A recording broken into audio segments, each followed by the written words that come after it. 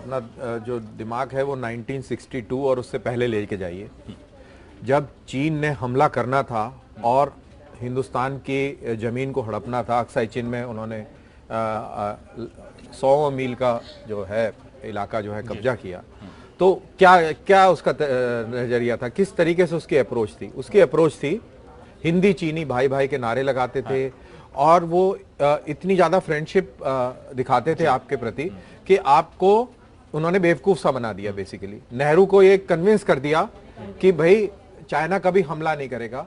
और जनरल थोराट जैसे दिग्गज जो जनरल थे, जिन्होंने उस टाइम में नेफा बोलते थे, north east frontier of Arunachal, उसकी डिफेंस का एक प्लान दिया था, उसको थोराट प्लान बोलते थे। नेहरू जी, ये थोराट प्लान है, इसको आप लागू कर दीजिए तो चाइना कुछ नहीं कर सकता। और मानिए हम इक्विपमेंट वाइज, नफरी वाइज, वायु सेना हो चाहे थल सेना हो, हम चाइना से कहीं कहीं बेहतर थे और इसके बावजूद भी हम हार गए। तो मैं कहने का मेरा मतलब यह है कि उस समय लड़ाई से पहले, लड़ाई की शाम से पहले वो हमसे दोस्ती की बातें कर रहा था, मीठी मीठी बातें कर रहा था। आज जब हिंदुस्तानी सेना बिल्कुल तैयार है, मौके पर खड़ी है, डटी हुई है और हावी है चाइना के ऊपर, वो बात कर रहा है लड़ाई की। और कौन बात कर रहा है? ग्लोबल टाइम्स कर रहा है।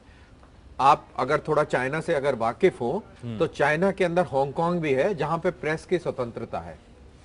ये ब्रिटेन और चाइना के बीच में करार था। तो जो हांगकांग बेस्ड जो चाइनीज थिंक टैंक हैं, वो चाइना को बार बार याद दिला रहे हैं कि भाई चाइना, भाई आप हिंदुस्तान से लड़ाई करके अपना जो पूरा जो ऑरा जो आपने बनाया है इंटरनेशनल फोरम में, उसको बर्बाद ना कर दें। ठीक। और माइंड यू, वो कभी लड़ाई नहीं लड़ेगा। अब उसको समझ नहीं आ रहा है कि मैं इस परिस्थिति से कैसे निकलूं।